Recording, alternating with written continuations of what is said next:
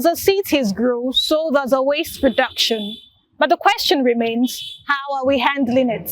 Hello and welcome to Carbon Footprints, a program that explores the impacts of human activities on the environment.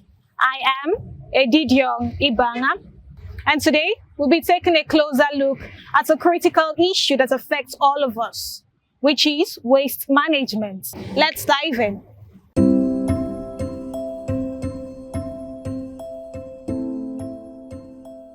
Waste management is a growing concern globally.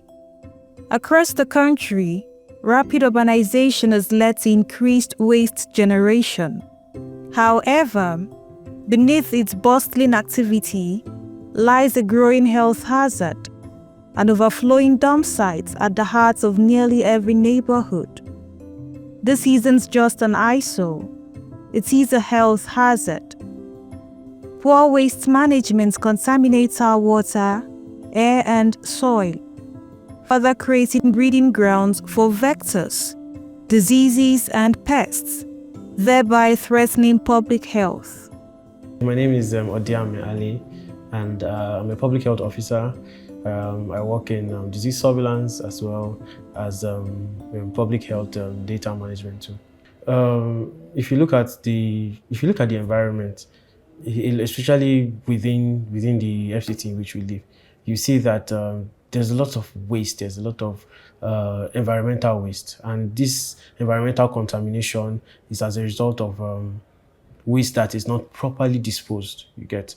And because of this, we're having issues that comes from like health issues, public health issues that come as a result of these things, because when waste is not properly disposed and we don't have it, creates breeding grounds for things like vectors, disease vectors like mosquitoes and even other animals that can eventually pass disease to humans. So yes, in the area of environmental contamination, it definitely causes a problem. Then even the vector proliferation that I talked about, when you have, for example, stagnant water, you know that this would eventually lead to the breeding of mosquitoes, and not just mosquitoes that cause malaria, but you also have mosquitoes that cause other things like the Aedes aegypti. You even have rodents that cause Lassa fever too, coming around too. Then human exposure too. People that even work in waste, like you have the waste workers, those that come around and pack the waste for us and go and dispose it. If the waste is not properly being disposed, you see that they too are going to be harmed in the long run. Then sanitation infrastructure too is also affected too when we have indiscriminate, disposal of waste. So at the end of the day, poor waste management definitely affects the health of Nigerians in the long run, and even there are even immediate short-term effects too. As the rainy season approaches, Akwa Ibom State Governor Pastor Umoeno has issued a critical call to action, with NIMET predicting 250 to 290 rainy days, the highest in the country, in key southern states including Akwa Ibom. The governor is urging residents to take proactive steps to prevent environmental disasters, particularly flooding, by practicing responsible waste management. Flooding can have devastating consequences, from property damage to loss of life. In Akwa Ibom, where rainfall is expected to be high, the stakes are even higher. Clogged drains and poor waste disposal can exacerbate flood risk, putting communities in danger. Residents must take ownership of waste management to safeguard their communities by working together to mitigate the risk of flooding and create a safer, more resilient environment.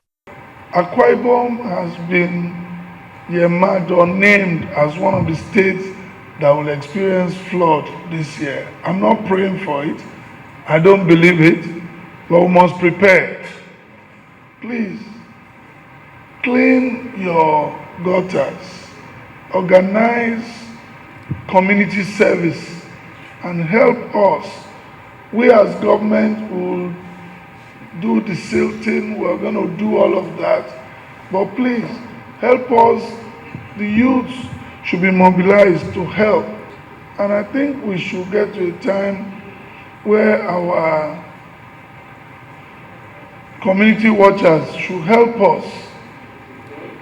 We need to, there was a time we had the brigade or something. They should help us and let us keep our areas clean. But we are doing our best. We are going to send relief materials to a few places that had the storm. We're working on it. The office of the deputy governor is handling that. Recycling and proper waste segregation are crucial steps towards sustainable waste management, as it reduces the amounts of methane, which acts as a greenhouse gas that contributes to climate change. Recycling and upcycling are two different things, but they all solve the same problem. Hi, my name is Esther Obak, founder and creative director of Audrey's Crafts. So in Audrey's Crafts, we turn waste inorganic materials like plastic bottle, disposable spoon, polythene bags, old carton, books, and lots of discarded materials you can imagine. We transform them into one-of-a-kind art, and art that can stand the test of time. We are also looking at how we can also transform this waste material into functional purposes that we can use in our kitchens, in our homes, and for other multi-purposes. So we source for these discarded materials. When I mean discarded materials, not the organic, not the manure, we mean the waste inorganic materials. That's the plastic bottle, the disposable spoon, and the rest of it that you can imagine. We source for them, wash them, dry them, and we then transform them into a flower vase, into a wall art, center table, a customized name, any design you can imagine that you can use to spice up your space. They all solve the same problem. So recycling helps in the reduction of waste in the environment. Not just one day something, but consistently. If we continue to recycle, if we continue to upcycle, trying to turn our everyday trash into a unique piece, then this will help in the reduction of waste in the environment. And not just reducing waste, we also help in creating job opportunities for our teeming unemployed youth. So if I can recycle and you can recycle, if this can be studied as a course in school or a subject in school, then you see that by the time everyone finishes secondary school, this can go a very long way. Everybody have the idea of how they can turn their everyday trash into a unique masterpiece. My name is Ifechi Anikwe. I work for Clean Technology Hub in Abuja. So there are certain materials that can be recycled, and there are also certain ways that you can recycle it. So materials like paper, plastic, metal, your aluminum cans, your molds, and they can be recycled. So yes, if this camera and this light stand is at the end of its use, you could take it back to people who are producing it and say, can this be recycled into a new product? And that's good. But it's not just about what materials can be recycled, it's how do we now make it in a way that is recyclable. So if I'm trashing my plastic bottle after I've drank a soft drink, I have to make sure that I've cleaned out that recycling bottle. So just a quick rinse is fine. That enables the recyclers to, they're able to now recycle it much more efficiently. So if I use a plate to eat food, I'll rinse out the food particles and then I can recycle it. I know what I want. So whenever I walk into the street, I see beauty everywhere. I have my extra bag with me in my handbag. So whenever I see things on the ground and it's beautiful, I just pick it up myself and I go to go and create it. So if anybody sees it online and likes it, they'll be like, Esther, can I get it?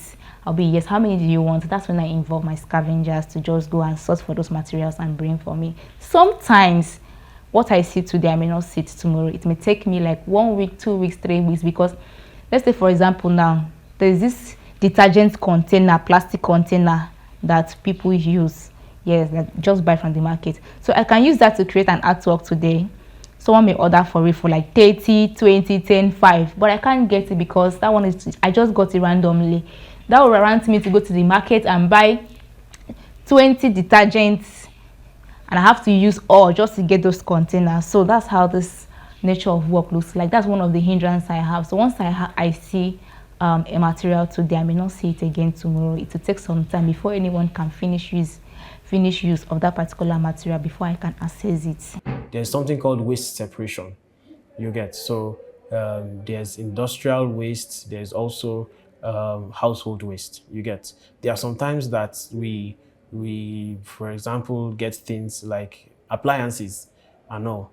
The same place where you dispose appliances that might have some form of chemicals is not the same place where you would dispose of your household waste. So if you have a bad generator, a bad radio, for example, you're not meant to dump it into the same place that you would throw your household waste, like your ewedu, A4, and all those things. No, there should be waste separation. So when waste separation is done, then also we also want to, I think another thing that is important is if we have bottles, like things that we know that are recyclable, we should keep them away from the normal household waste you get from food waste. So when we do this, at the end of the day, it will be easy for those who are managing this waste to be able to manage it well, because at that point there will no need for them to be doing so much of separation of the waste again. So I think waste management starts from the individual before it eventually even goes out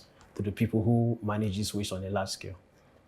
Aside creating a habitual environment, recycling is beneficial to the economy, from minimizing pollution, waste reduction on landfills, energy conservation, preservation of our ecosystem, to job creation. When I started this craft, people did not value what I was doing. They were making fun of me, they were laughing and so on, but that didn't stop me. I love what I was doing and I had a lot of motivations. I saw few persons supporting me. This is nice, but work on your finishing. Don't worry, you'll get there with time. Because consistency had brought me to where I am right now. I did not stop. It's almost 5 years now I've been doing this, and I've tried to develop a thick skin that whatever anybody is saying doesn't get to me. So also try, as an entrepreneur, try to develop a thick skin. You have a lot of criticism in whatever you are creating. So don't let all these things stop you from doing what you love doing. When I answer the first question, remember I told you that one of the benefits that we enjoy from recycling is job opportunities. So Waste to Wealth, it's a fantastic program that has a recycling program that stands on the 3R of waste management. So the reuse, you're able to recycle, but the recycle part now provides job opportunities to, if you go to, for example, we were at Ecobata yesterday and Trashmonger. If you go to their site at Apple, you would see a community. The trained trash collectors, you see another department, people who are operating the hydraulic press, where these plastics are collected and compacted, consolidated and tied. They are sent to companies that recycle them. You also see the vending machine, that is reverse vending machine, that is also doing that, giving people opportunity. When you bring your waste, you get something. When you work on that site, you have a job. And when you operate the hydraulic too, you actually have a job. Then the owner of the organization, who is a green entrepreneur, also is able to keep the business working. So it benefits everyone. The entire community is protected and it brings food to the table. It enriches a lot of people. I'd like to also state one of Quadloop. Quadloop is also an organization that does solar light and these home gadgets for illumination and charging. If you see that device, some part of those devices are made from recycled materials. So these are things that we want to begin to think about and look at. How can we replace certain things we currently use? So in City Cleantech Hub, under the Energy Access Department, we are working on the solar backpack. And some of the items that will be used will be recycled, and recyclable materials will also be used so that they can be repurposed in future. Meanwhile, recycling is a proof that something can be made out of nothing. Waste inorganic materials like papers, plastics, and aluminum cans into functional purposes and work of arts. Recycling has played one of the major role or the biggest role when it comes to waste management because I'm sure when you look around, you see landfills, you see plastics everywhere. Recycling has helped to reduce landfills. It has helped to prevent pollution that comes from burning those landfills, which leads to air pollution. Recycling has also helped to reduce water pollution, those toxins and microplastics that goes into the soil and goes into our water are out because of the work of recycling. And I'd also say finally, or let's say thirdly, recycling has helped to prevent or to preserve the biodiversity. The sea, now if you find less plastics in the ocean, you protect the sea life, and we also protect the land. The land is able to grow what is required to grow or what is expected to grow when you take out plastics. And finally, recycling has been able to also provide job opportunities for a lot of people.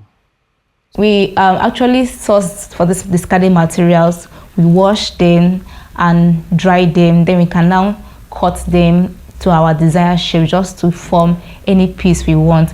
Just like what we have here. This is made from carton. This is just carton that is being covered with old tissue paper just to give it this lovely texture and a touch of gold.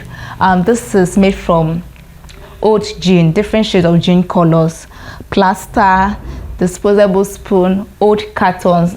This is made from old carton. This is disposable spoon. Disposable spoon, different colors. This is not painted actually. These are different colors of this disposable spoon I got from a wedding, after a wedding. Now over here it's plastic bottle, Pepsi plastic bottle, which is sprayed red color, and those flowers used to design it. No one will ever imagine that this is plastic bottle. So imagine your everyday waste that have been transformed into this lovely masterpiece. No one will actually know.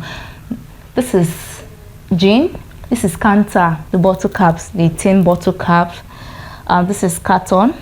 This is periwinkle shell and palm kernel. Periwinkle and palm kernel shells.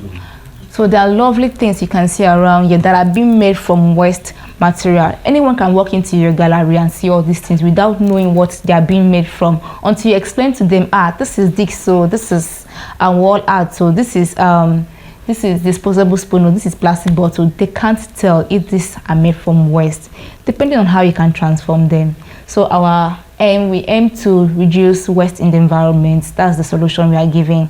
So not just reducing waste in the environment, but also we try to create job opportunities for our teeming unemployed youth. As a community, we can adopt several strategies to improve waste management. But if we're going to look at everything broadly, let's just, because of our time, we'll have some plastics are recyclable, some are not. There are some plastics called SUPs, the single-use plastics. They cannot be recycled. And that's why Lagos State is taking the lead in banning these plastics. So then glasses can be recycled. Some plastics can be recycled, can be reused, can be repurposed. And paper materials can be recycled.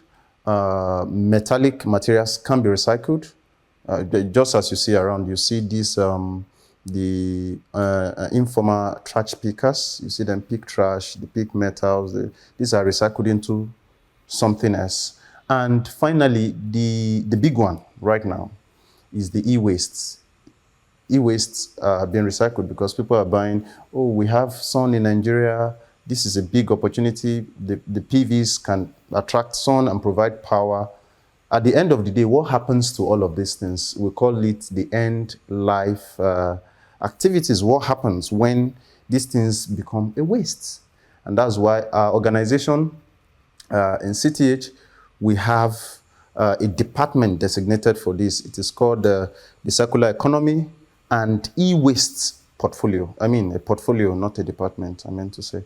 This portfolio handles what goes around waste. The advocacy side, we have a recycling plant in Kuje that is also doing that. And we also have events. For example, one we are having between July 1st to 3rd, International Plastic Bag Free Day. We are going to have a 3-day event. We are going to be engaging students. We're going to be having debates. We're going to be having seminars. We're going to be having a webinar, and we're going to have finally a huge walk around the University of Abuja with the support of our various partners, the Belgian embassy, and the likes of other partners who are working with us on this, would also be implementing this project to drive the change that we desire in the society. So what happens in, I don't want to say in Nigeria, but in most places, is that people do not have a great waste management system. And so instead of finding a trash can or a set up place where they can dispose of their waste, they end up burning or throwing it illegally by the side of the road. So recycling helps to abet that, to reduce the amount of waste that is discarded in the environment and leads to pollution and, other issues, rise of mosquitoes because they are breeding in those areas, rise of malaria, all that. So I think recycling does that for one, and it also reduces the amount of methane that is emitted into the atmosphere, because once a lot of trash is piled up in one place, what happens is it starts decomposing, and then that releases methane into the atmosphere, and methane is a greenhouse gas which is contributing to climate change. As the world continues to grow into a global village, infusion of technology in sustainable waste practices helps in improving waste management. From creation of mobile waste applications and deployment of monitoring, reporting, and verification applications, the benefits are inexhaustible. We're not a recycling company per se, but we do work with recycling companies in Nigeria. I think one of the greatest achievements that we've seen recently is a company called EcoBata. So they set up recycle vending machines in several busy areas across Abuja, and these machines are able to, you put in your recyclable material, recycled PET bottles, and they give you cash or credit back. But they've been doing this before they set up the machines. They have depots around Abuja, so you call them after you're done piling up your plastic waste, your recyclable waste, and they come and they pick it up and they take it to their plants. Not just EcoBata, we also have Chanjadati. They are also a company based in Abuja and Kaduna, if I'm not mistaken, and they also recycle waste, and they do it in the same format of EcoBata. They take your trash, they give you cash or they give you credit. There are several other organizations that don't just give cash or credit, they also give household items, food items. So I think these are some of the replicable methods that are being used right now that we're seeing a lot of success with. So EcoBata is doing fantastic work when it comes to that. They even have this reverse vending machine where you put your plastic, it sorts it, either plastic, if you put your metal, it sorts to the other side, and you get something. So it's a system where waste to wealth. You drop your waste, you get something, and when you're recharged, you could buy data, you could buy airtime, you could use that, you could get money from there. So initiatives like this, we have other organizations too, like Trashmonger, also in Abuja here, the product of the She Sustain project as well, and many other many other organizations like WeCycler. There are a couple of them in Lagos and in Abuja here who are also doing good job when it comes to recycling and protecting the health practically. We all have a role to play in waste management by making conscious and deliberate choices, supporting sustainable practices, and advocating for better waste management. We can create a cleaner, healthier, and greener environment. So this is a periwinkle shell and palm kernel design. Now the base is carton, the frame is a stretcher. It's a wooden stretcher that we use to give it this rectangle shape, this portrait shape. So we now use the carton as our base and place it on the stretcher. Now we source for the periwinkle shell, wash it and sun dry it to remove that foul smell. We got our palm kernel shells, wash them, dry them, and we mix them together, put in some oil paint, the gold oil paint you are seeing here. We dry them and we then fix them here, gum them with our glue. So same thing, we carved out both sides just to give it a unique look. Then we covered the carton with a black material and designed it with a black glitter. That's how we got to this very stage you are seeing here. You see, there's something we call greenhouse gas emission.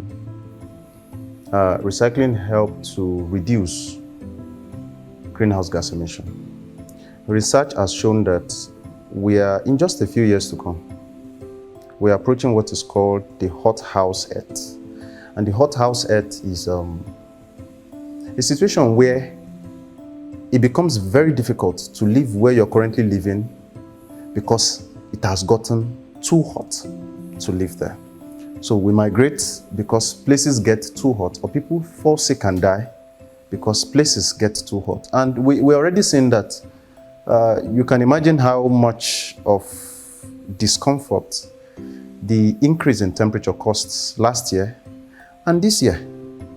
People literally have heat stroke, people die from these things, people succumb to sicknesses like meningitis and the rest. So it takes out that greenhouse gas emission, which depletes the ozone layer and now increases the intensity of the heat that we feel. So recycling helps to handle that. So from the hothouse Earth, if we continue and we improve in what we are doing, we are going to approach what is called a stabilized Earth, where we will suffer still some of the consequences of what has been done, but it will not go further. We'll be able to mitigate and adapt at the same time.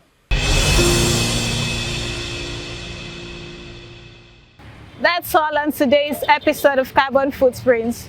Remember, waste management is a challenge we can overcome by working together. Let's take action for a better and a greener tomorrow. Thanks for watching. I am Edidiong Ibanga. See you next week.